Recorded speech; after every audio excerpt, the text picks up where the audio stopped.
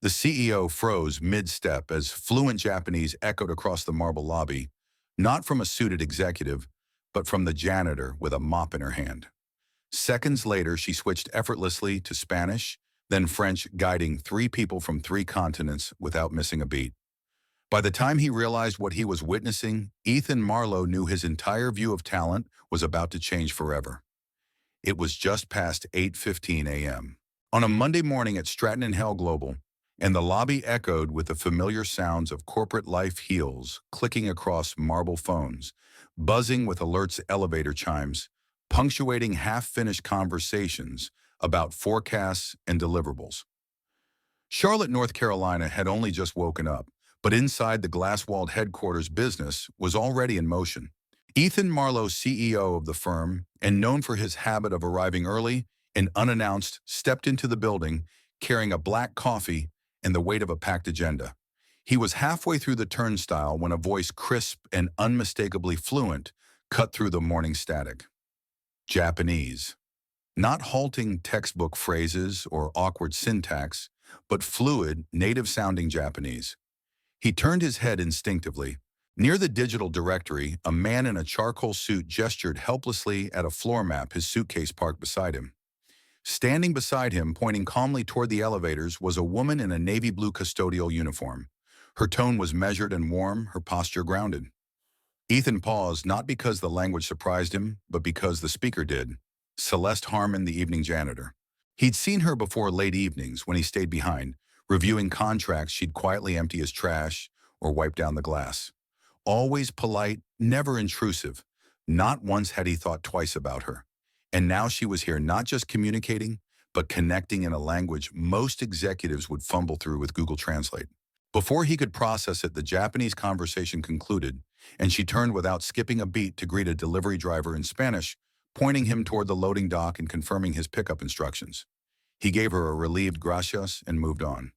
Seconds later, another employee approached, flustered by mislabeled French catering invoices.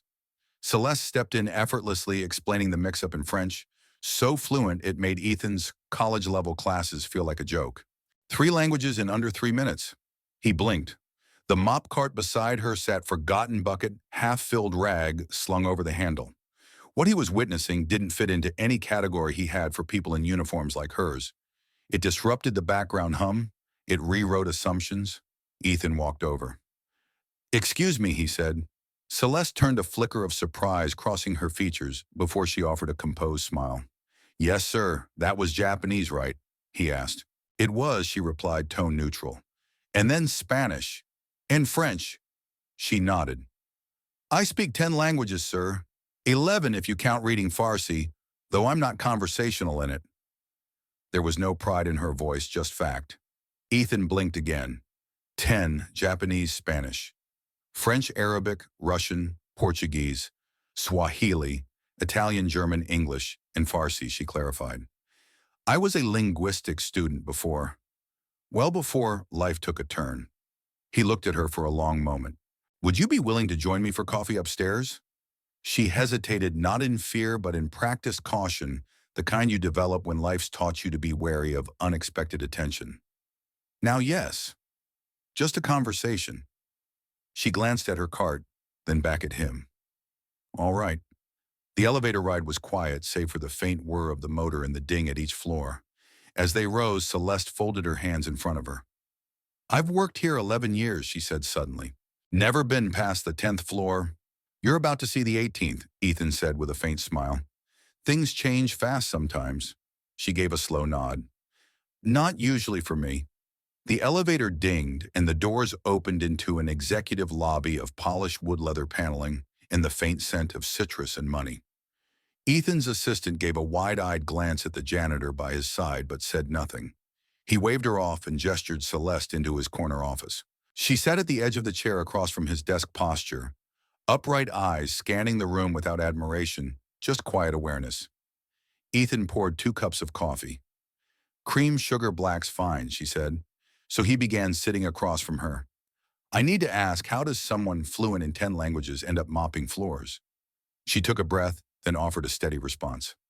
"I was born in Fayetteville. Only child. My mother worked night shifts at a care facility. My aunt helped raise me. I loved language from the beginning. Books, signs, accents on the radio. Won a full ride to UNC Chapel Hill, majored in linguistics. Started a master's. Then my aunt had a stroke. I came home to take care of her. My mom passed 2 years later. I had a daughter, no child care, no support. Tuition lapsed. That was the end of school. She looked down for a moment, then back at him. I took the jobs I could. Nights let me be home for my daughter. This one offered stability. Ethan nodded slowly. And the languages I never stopped, she said. Read newspapers in different tongues. Checked out library books. Trained my ear with YouTube clips and tapes from the public library. Practiced with customers when I worked retail. That part of me never shut off. Her voice wasn't bitter, just honest. That afternoon, Ethan returned to his desk after a finance call with Brazil. Their translator for the week had called out last minute. The São Paulo delegation was already in the conference room, irritated and speaking in rushed Portuguese. Ethan stood up, walked to the service level, and found Celeste restocking a shelf of microfiber towels. "Can I borrow you?" he asked. She blinked. "Sir, Portuguese." "Emergency?" She nodded. "Of course," no hesitation. Minutes later, in conference room 6B, Celeste entered with calm assurance and greeted the Brazilian visitors in perfect melodic Portuguese. Their faces shifted, immediately relaxed shoulders, eye contact, laughter. She didn't just translate. She built bridges. She humanized a corporate negotiation that had been drifting. When someone cracked a joke in Portuguese, she responded with another that had the room chuckling. Ethan watched floored. He didn't understand a word, but he understood connection. When the meeting wrapped, one of the Brazilian execs clapped him on the shoulder and said in English, "She's the best we've seen this quarter." "Where'd you find her?" Ethan looked at Celeste. "Right here." The next morning, her badge pinged at a new time, and her supervisor looked puzzled. "Marlo asked to see you," he told her. Didn't say why. Celeste wiped her hands on a rag and took the elevator back up. This time, the people she passed looked up. A few nodded. Someone smiled. In the executive office, Ethan didn't sit behind his desk. He stood by the window, turned when she entered. "I've been thinking," he said. "This company spends millions on global expansion, consultants, liaisons, cultural sensitivity training, and here you are, bridging continents between mop buckets." She said nothing. He continued, "I want to offer you a position, a new one, cultural liaison for international affairs. You'd handle translation, cross-border onboarding, international vendor relations, all of it." Her eyes narrowed slightly. "I don't have a degree. You have 10 languages. You've fixed more this week than some departments have in a quarter. You have empathy, poise, and insight." She exhaled slowly.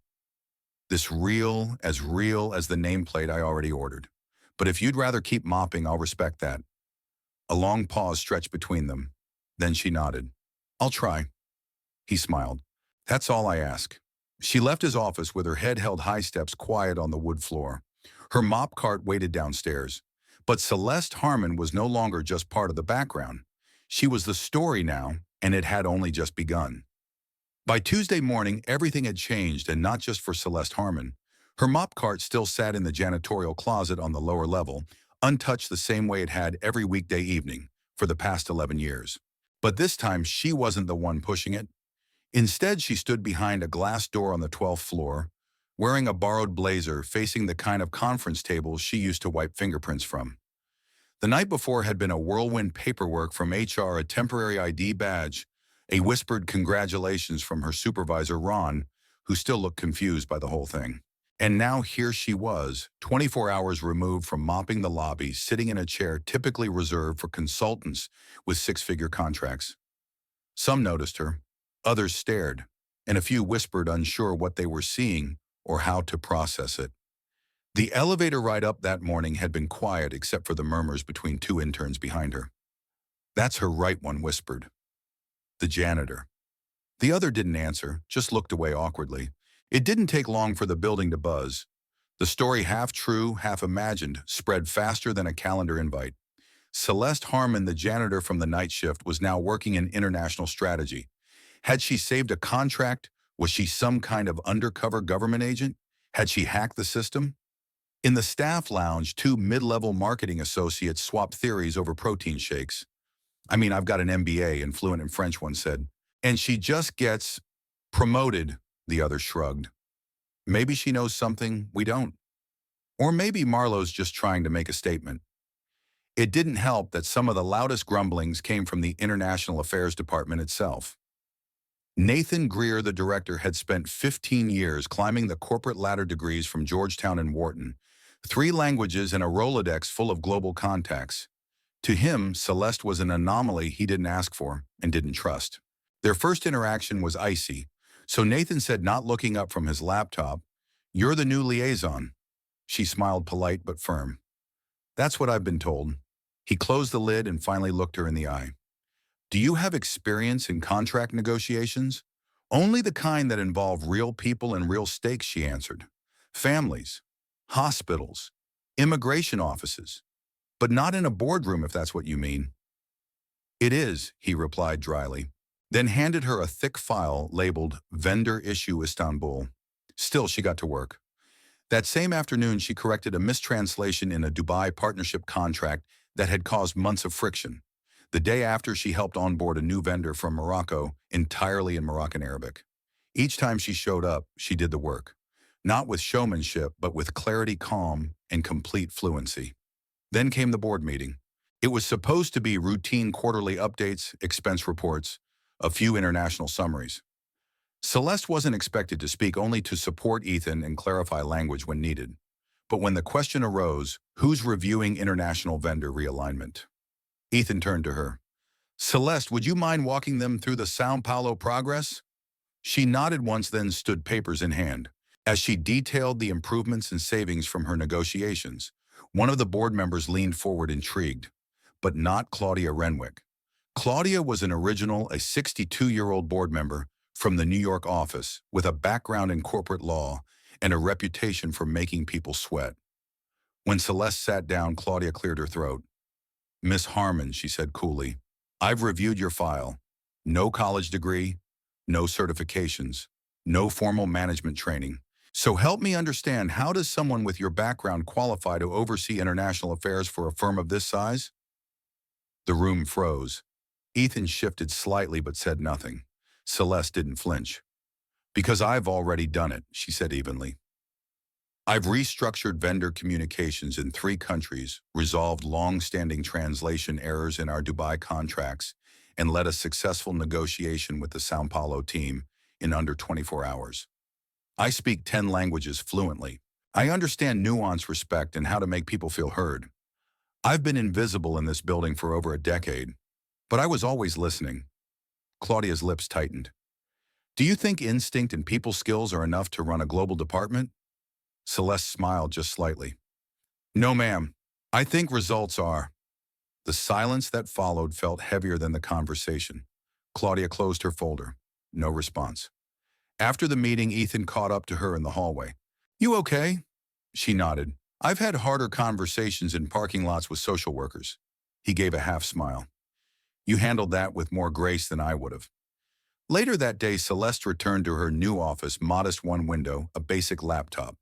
On the desk sat a small envelope. Inside, a plain silver plaque, "The Harmon Room." Ethan had quietly renamed the training and orientation room on the 5th floor in her honor. No fanfare, no email blast, just a gesture.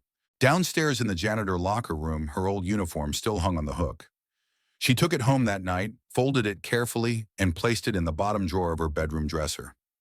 Not to forget, but to remember. The days that followed brought more tests. Nathan Greer continued to keep his distance. Some staff warmed up to her, others avoided her entirely. In a strategy session with European partners, she pointed out a Spanish to English translation error that had been missed for months, one that would have cost the company thousands in vendor fines. That afternoon, an intern named Marcus stopped her in the hall. "I just wanted to say, he said it's good to see someone like you up there."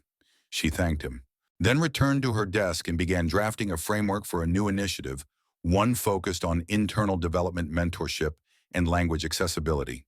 She called it Bridge Within. By the end of the 2nd week, Ethan sent out an internal memo announcing the pilot program, citing Celeste's vision and leadership. The memo ended with a single line: We cannot afford to overlook brilliance just because it doesn't come with a title. That sentence traveled. It showed up on Slack channels. On office whiteboards. Someone printed it and taped it to the staff lounge fridge.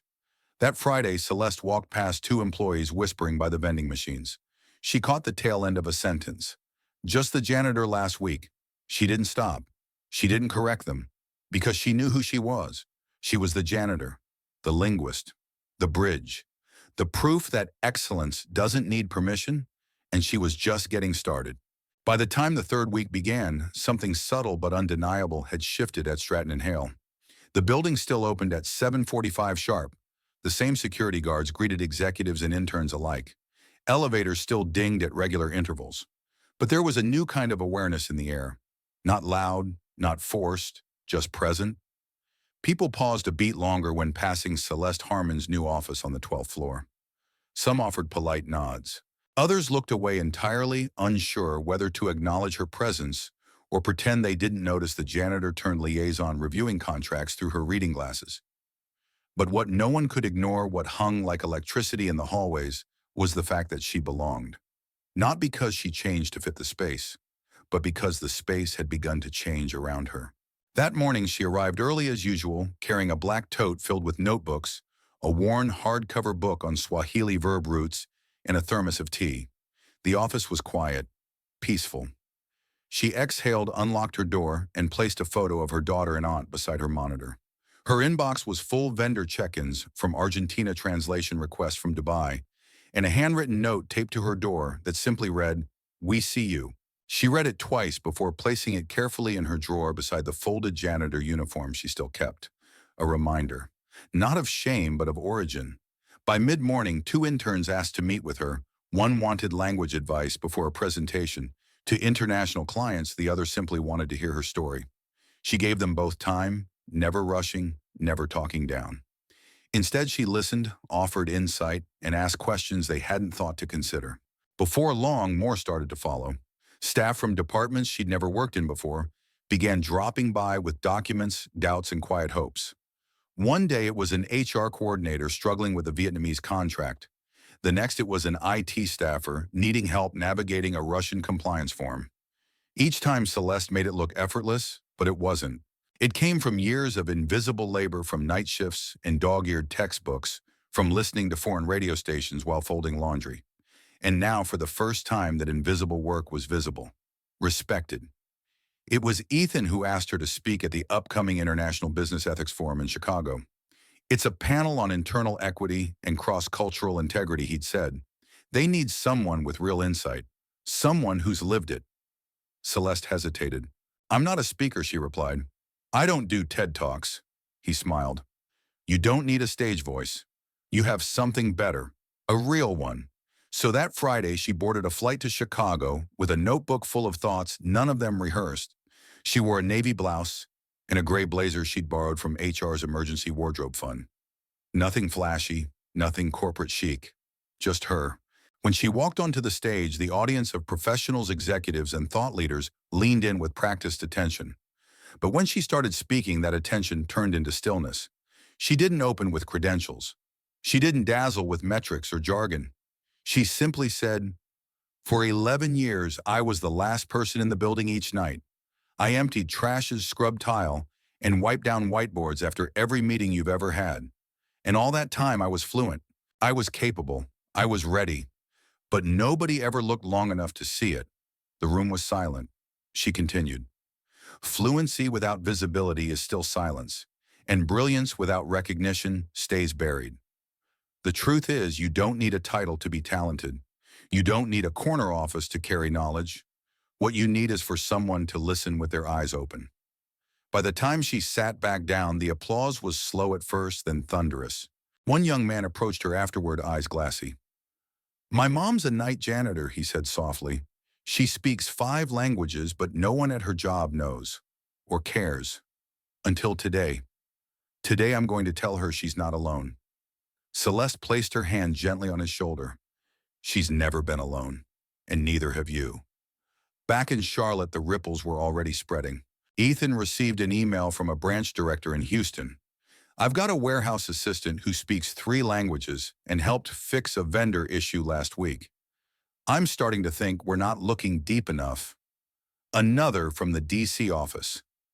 What's this Bridge Within program I keep hearing about? Bridge Within, Celeste's brainchild, was no longer just an idea. It was moving, quietly at first. Ethan and Celeste met that Monday to review its official launch across 5 regional offices. The program offered mentorship language workshops and leadership pathways for non-executive staff. It prioritized listening before labeling, seeing before sorting. It wasn't flashy, but it was effective. That same afternoon, Celeste returned to her desk to find a small embossed envelope.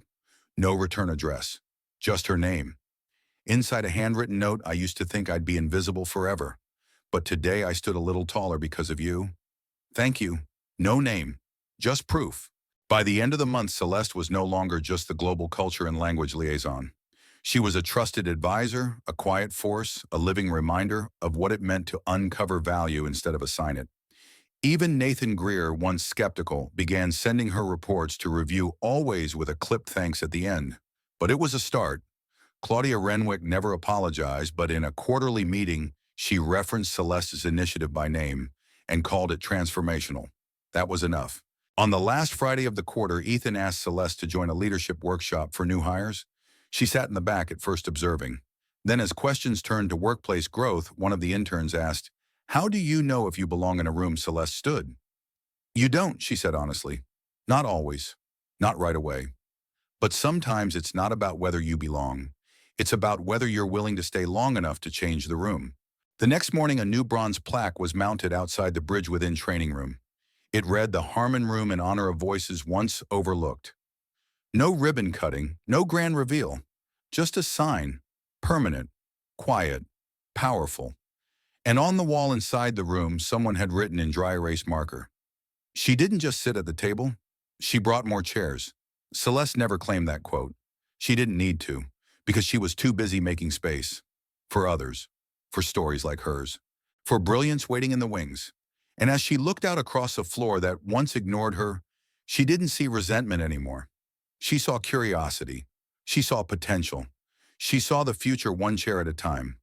In a world that often measures worth by titles, degrees, and office floors, Celeste Harmon's story is a powerful reminder that brilliance has no dress code. For over a decade, she moved through hallways unnoticed, fluent in 10 languages, rich in experience, and full of wisdom. Yet no one asked, no one looked close enough.